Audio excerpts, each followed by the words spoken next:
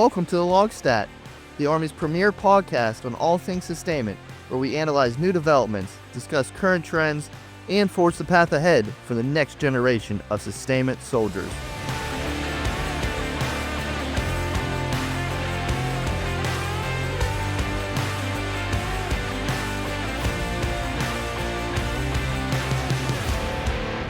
Hello everyone, welcome to another episode of the LOGSTAT. I'm your host, Captain Garett Pyle. With Thanksgiving right around the corner, I found it only fitting that today's discussion should center around food.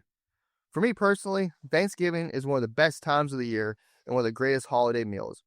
Now, not to get into the whole debate on which way is the best way to cook a turkey, which I'll say is slow cooked in a roaster, but to discuss the soldiers that feed each and every one of us here in garrison, out in the field, or in a deployed environment.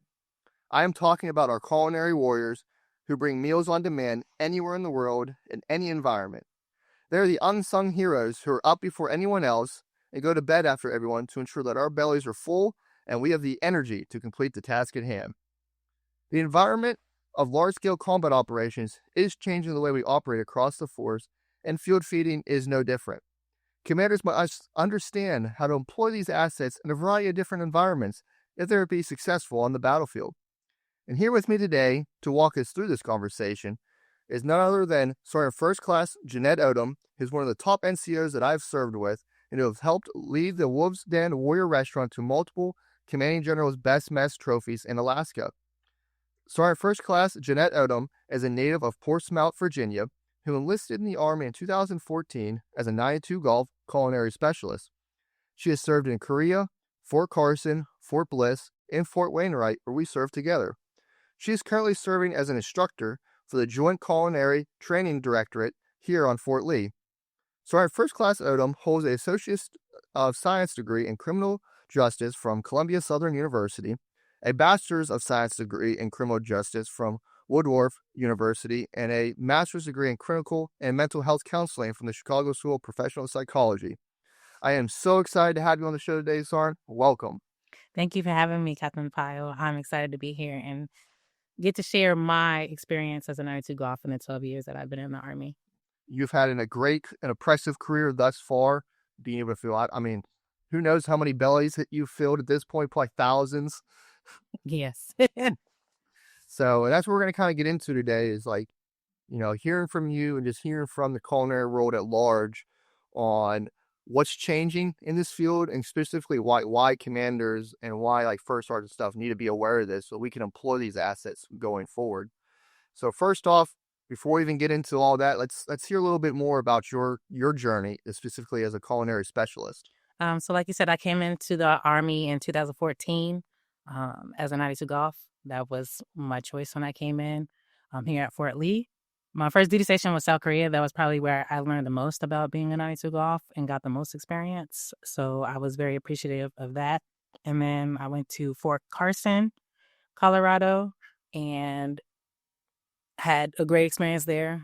Learned a lot, garrison and in the field environment, as well as going back to Korea. Learned more there. I love Korea. And then after that, went to Fort Bliss, Texas, and that's where it was really hot. So learned the different requirements it is and experience as far as what kind of foods in the more hot environment, desert type environment. And then after that, went to Alaska and learned the opposite of what works in the Arctic environment and what doesn't work in the Arctic environment. So I feel like being in all those different climates have taught me a lot about culinary, especially in the field feeding aspect. And we're going to get into a lot today when we're talking about our austere environments, and because you've got to do both extremes. Yes. Similar to me, I went from Fort Hood to Fort Wainwright. So from the hot to pretty much both extremes right there. Mm-hmm. Between each of these places you have served thus far, what would you say has been the best, dining facilities that you've operated in? The best dining facilities I've operated, all of the dining facilities I've operated have been great. I would say that the people make a difference in the environment and the facility. But I will say my favorites were when I was in Fort Carson and then in Fort Wainwright. Yeah. No, that I've got to witness firsthand. Your leadership at Wainwright and just leading so many soldiers and really developing them. You really hold the concept of what it means to be an NCO and how to train the next generation, especially in the cold of Alaska. Yes. And that's really kind of how we can get into is like, how is the Army adapting field feeding operations for the different austere environments that we're going to be operating in? Because like you said, you've been in from Alaska to Texas, you've been in Korea, so you've seen a lot of different environments. So how are we adapting? We're changing a lot. The Army's looking at with field feeding going more towards assault kitchens when we're going into LISCO, large combat scale operations. But with, like you said, austere environments, I've noticed that when I was in Alaska, it was more beneficial to use the CK due to the environment opposed to the AK because it's so much smaller, and then like -40, -50 degrees. In the TM it says after -25, we don't know what happens. But I've seen what happens. So you have to be able to adjust with that. But with that, I also found ways to work around it, especially when it comes to because as a culinary specialist, you have to be mindful of hygiene, field sanitation. So when it comes to that and looking forward in large combat scale operations, with an FSC, that's not able to go forward because it takes so long to deploy it and there's so much more equipment. Can you say that for the audience? Yes, the Food Service Sanitation Center. Sanitation Center. So yes, so that's the equipment that we use to wash our pots and pans, how we keep things sanitized and clean that we can reuse it again to cook the next meal throughout the day. But what I learned in Alaska was to kind of mitigate that from it being cold. And, sometimes if we're in -40 degrees, the food gets stuck to the to the pots and pans. So what I implemented myself was, getting food line panners, food grade line panners. And that helped so much more when it came to helping with mitigating having to always utilize the FSC sometimes. Yes. Alaska really pushes you to your limits. Yes. And because it's so many things freeze, like you need so much water to be able to cook with. And sometimes the pipes on the water buffalo will freeze, the faucet will freeze over. So knowing how to mitigate those risks, especially if the Arctic heater isn't working on the water buffalo or if it stops working on a camel, knowing how to navigate that is important, especially in that kind of environment. And it is challenging. I know, like for the assault kitchen, the AK, like there is no protection from the elements with that piece of equipment. Yes. And that's while we're trying to, as you stated, go to something like that for large scale combat operations, it's very difficult in certain environments. Yes. And I know one of the things that my team, when I was with the Force Support Company, what we did is we would set up our tents. Like we had an old giant maintenance tent that we put up. Yes, I remember. And we put everything there. We put our the FSC, like we didn't have a CK, so we just had the AKs. We put up that maintenance tent and we operate out of there. So we created an avoid environment so the team could operate the equipment for the AK as well as operate part of the field sanitation because it was able to create a warm environment. Yes. And it gave the soldiers a place to be out of the cold, because one thing that happens is I get a hot plate. Even if I'm in the CK, I walk out, now it's frozen food because of how cold it is. Yes. Yes. And that was another thing, like with Marmites, they're held for, the food is good for 4 hours, but in that cold environment, it takes it down. So, but in a more humid, hot environment, it more than likely, yes, AK would work phenomenally. But like we said, in different environments, different equipment is more suitable. But learning how to be more mobile as we go forward, especially with LISCO, is important. So we talked, the cold, because we have some experience throughout. Yes. What about other austere environments? Is there differences like the extreme heat that you have to worry about when it comes to field feeding operations? Yes, there's a lot you have to worry about when it comes to extreme heat, like the type of produce. So before we go to the field, when you're ordering class 1 and you get your vegetables or your fruits that you want to order, looking at those like, okay, what's going to go bad quicker? Should we even try bringing that because it's going to spoil so quickly? Do we have the matrix up and running? Is it going to go down on us? So And what's the matrix? The matrix is the multi-temperature refrigeration system. And it's what we use to store our class 1, especially UGRAs, if you're in the environment to use UGRAs, if y'all are looking at that. But with LISCO, they're looking more towards using heat and serves and MRAs. Okay. So you just kind of mentioned some terms like UGRAs and stuff like that. So could you elaborate on the different types of food that you can prepare out in the field for troops? So UGRAs are more of like A's. Those are the things that that more than likely they have to be refrigerated and stuff like that. We can take it, make it more than what it is. Then we have our heat and serves, which they come in the little trays that you just put into the water, boil it, heat it, and serve it. That's one of the main easiest ones that LISCO's looking at going to. And then you have your MREs, which are your meals ready to eat. Everybody knows what those are from basic training and on forward. So, okay, so you say we are looking to go to more heat and serves. yes. Is that just because they're more stable? Or Not that the most well if we're going into like combat or you want something fast that you're not really going to have to worry about so much when it comes to preparing food, it's a better solution because it's quick. It takes 30 minutes compared to UGRAs take hours at a time, maybe 1 to 3 hours, depending on what kind of UGRA meal that you're preparing. And then the equipment that is needed for it, you're utilizing, with UGRAs, you're utilizing more equipment as far as pots and pans and stuff like that. So we heat and serves, you can just literally heat it up, open up the tray, and serve out of that. So it's more convenient for the operation. And I've always heard it's talked about this. It's just a giant MRE. Yes, basically. Yes. So kind of like, because you've worked with a lot of different menu options now, and I know some people always have well, I like this item better or this piece of food better. What is in your opinion, what is the best like heat and serve meal out there? Heat and serve? Oh man. There's so many that I've prepared. I don't really have a best, but as long as we have seasoning out there, you can make it good. But I don't think I have a favorite heat and serve. It depends. Depends on what? The sides. It depends on the sides, like what comes in it. I'm more a fan of the cake that comes with it than the actual. Okay, what about, is it favorite cake? Favorite cake? I can't name it off the top of my head, the exact name, but it's like a chocolate one, and it has like, I can't even explain it. But mainly the sides.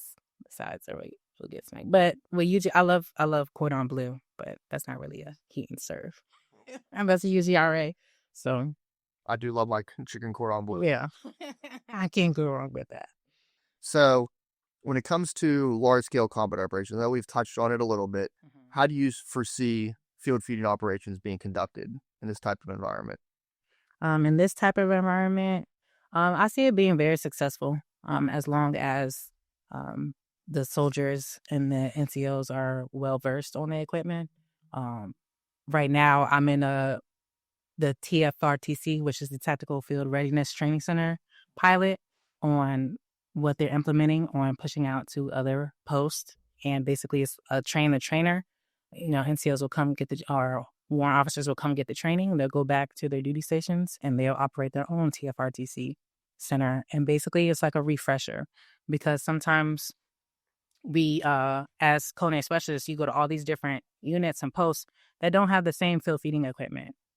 So it's exciting to be a part of, because I'm learning so much more in depth with breaking down equipment and stuff like that.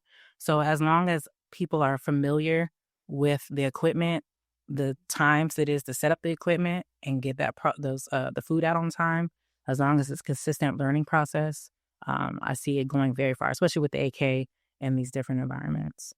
So it's good. So you're saying these teams are going to be going out and just kind of creating a standardized training plan for units across the Army. Yes. So no, that's very good. So because we talked about already, like they're going to be operating different environments. I know those are going to be their own unique challenges, but at least having their own baseline of training that they can then adapt from. Yes. So what are some of the impacts to the current, of our current equipment? So I know we talked about some of them. We have the containerized kitchen CKs, the old mobile kitchen trail, the MKTs, and some people, our audience may have worked with. Mm-hmm. I know we have the new battlefield kitchen, the BK. We've already talked about the assault kitchen, the AK. We mentioned the multi-temperature refrigeration container system, the Matrix, the giant container refrigerator, and also the food sanitation center, the FSC. Mm-hmm. So what are some of the impacts of this current equipment?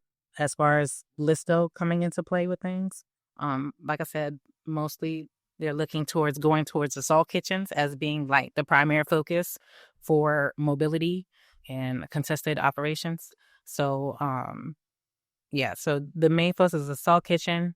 And then, of course, we always have our FSCs, but with FSCs, they're not as mobile as a AK would be. So those will probably be more placed to the back, the CK, depending on the environment. So I know we have the battlefield kitchen, and I'm guessing that's like the next generation of the CK then? Yes, it's kind of like an expander van. It's like in the containerized, and it expands out and it allows them in any environment to utilize, kind of like the CK. So it kind of work in the same process as a expander van. Okay. Give you a little more protection. Yes, against the elements, which is always good. If only we had that in Alaska. Oh, yes. So as we're going through, really talking about how we're going to be operating. So you see, and I know in your team's been, teaching this here at Fort Lee. So the assault kitchen is, going to be the focus. Do you see any, upgrades to the assault kitchen, or is it still staying standardized what it is now? I think it's still staying standardized as it is now. From what I've been learning and going through the TFRTC course, it's going to be pretty standard as to what it is. I mean, we have our modification work orders that get added to stuff, but more than likely it's going to stay as standard.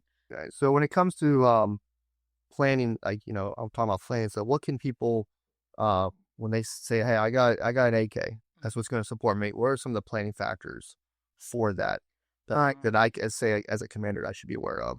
So knowing that AK usually feeds up to 250 meals, but 250 meals per meal. So you do breakfast and dinner, and then that's 500. So you can get 500 meals a day out of the AK.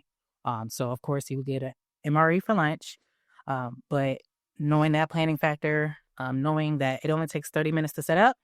So that's a plus, not too much equipment. So 30 minutes to set up, and then about an extra 30 minutes to an hour to get the soldiers fed.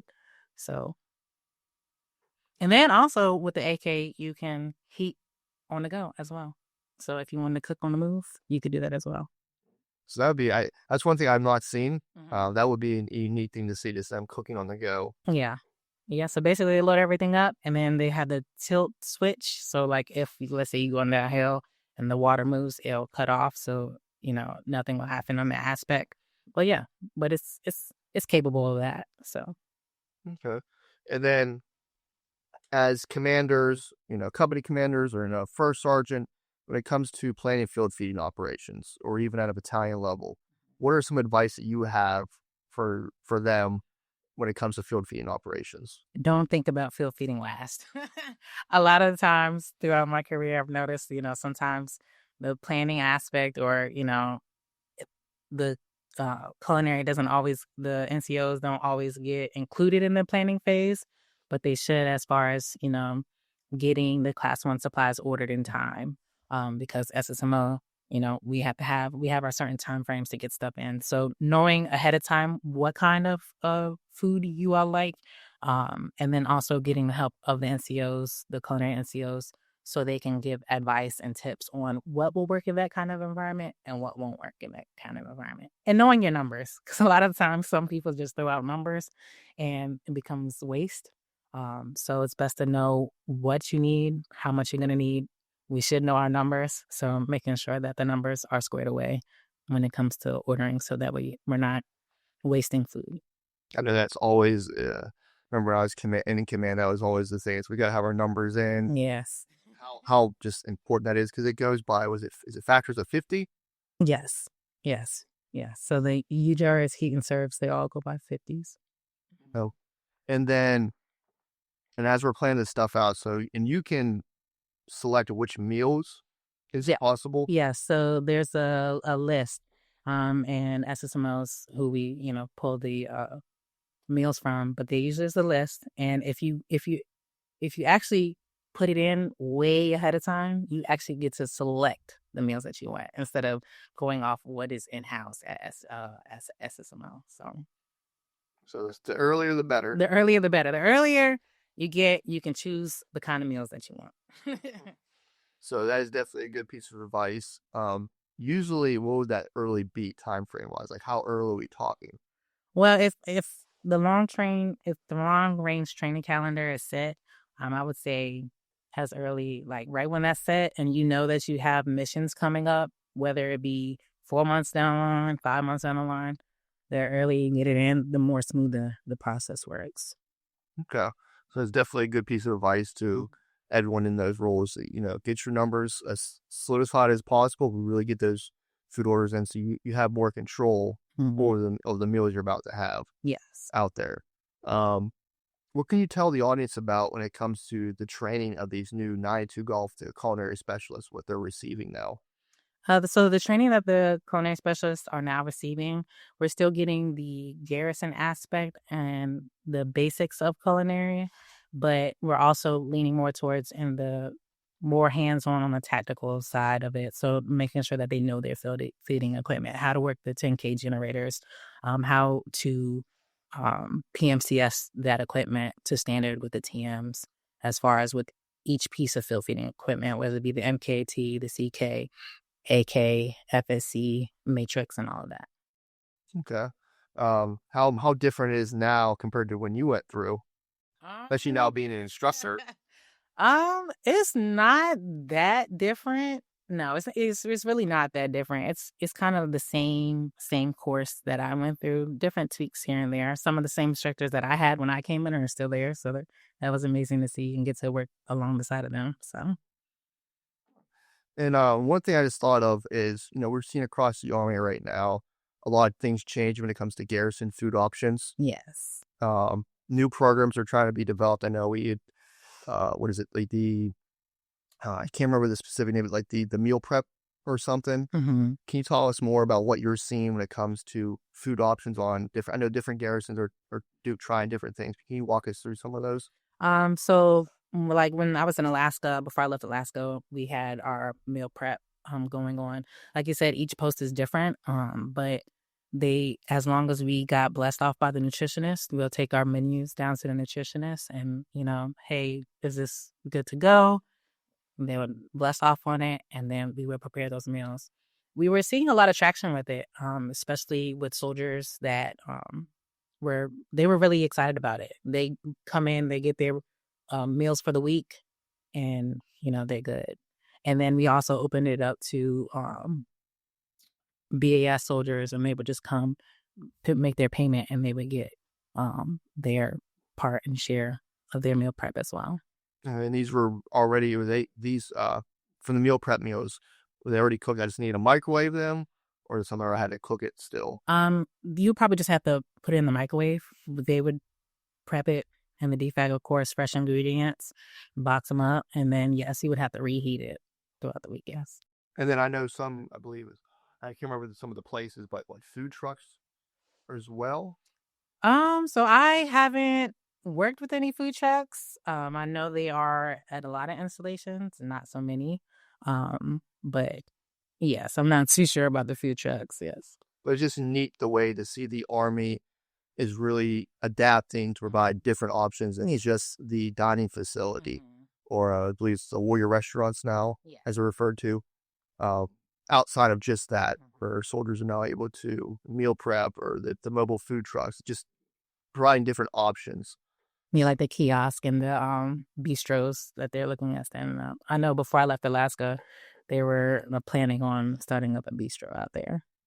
And that's good because having like the kiosk within the barracks, so especially Alaska is great. So soldier doesn't have to negative 50 degrees walk across the entire base, especially when there was only one defect.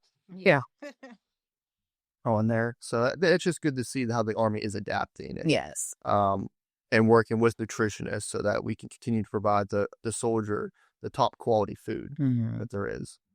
And of course, with Thanksgiving, right around the corner, I got to be able to have to ask this question because you worked in so many different dining facilities. Now, which one do you think has prepared the best Thanksgiving meal that you worked with? Oh, that's hard because I've been a part of every single one.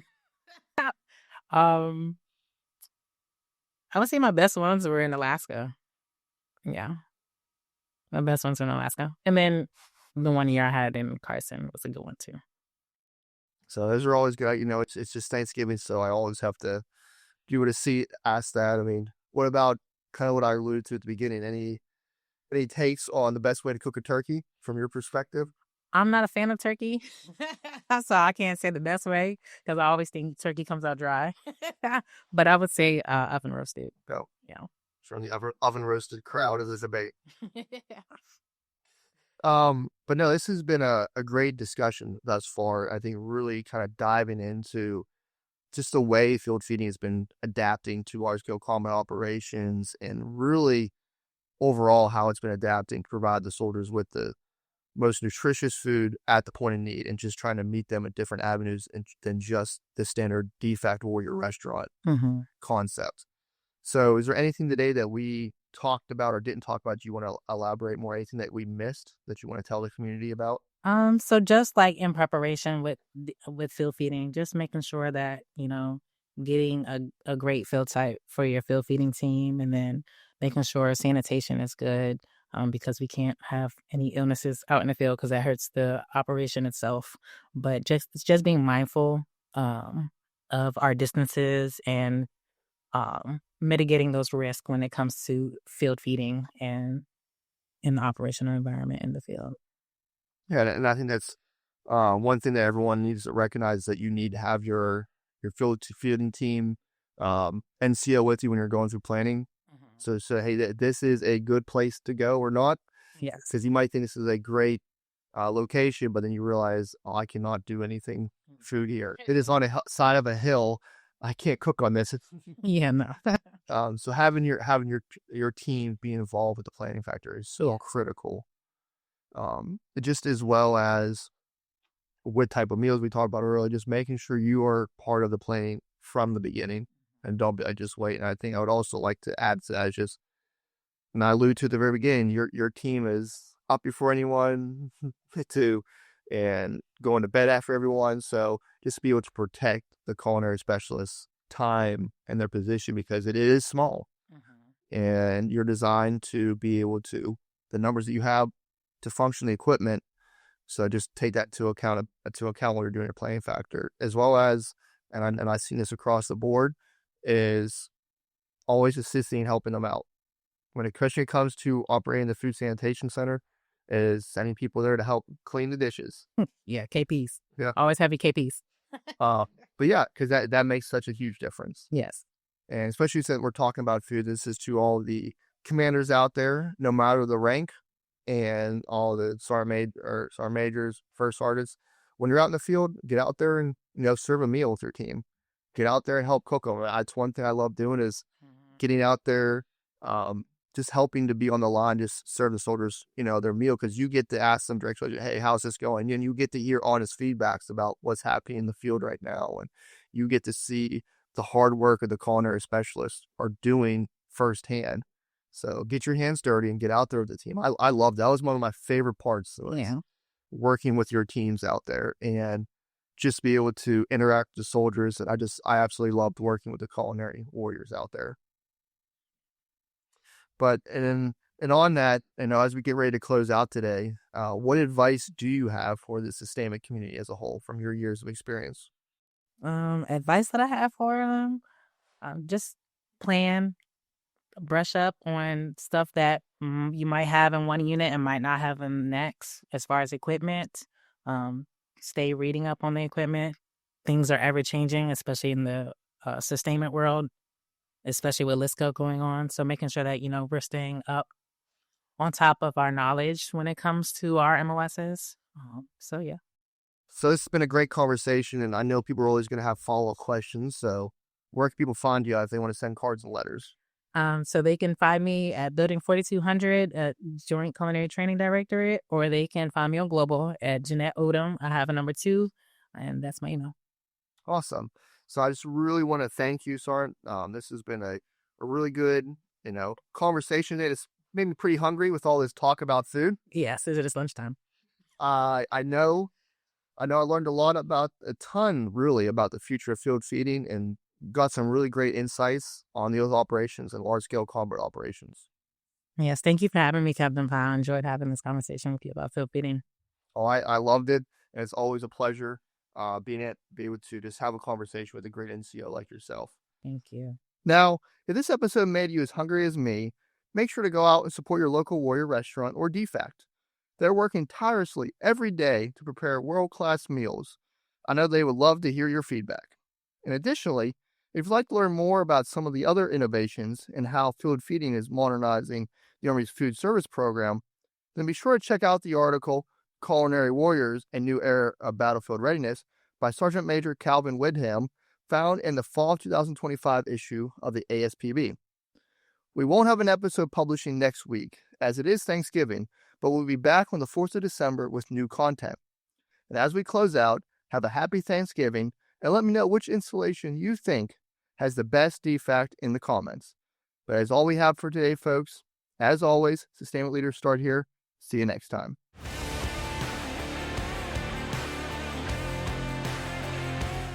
Thank you for listening to another episode of the LOGSTAT. We hope you enjoyed today's conversation. Please share this episode across your formation and leave us a review. If you have a topic you'd like here discussed, then please reach out to us at armysustainment@army.mil or directly to me on Global at garett.h.pyle. Follow us on Facebook, X, and LinkedIn at Army Sustainment. We'll see you next time. Sustainment leaders, start here.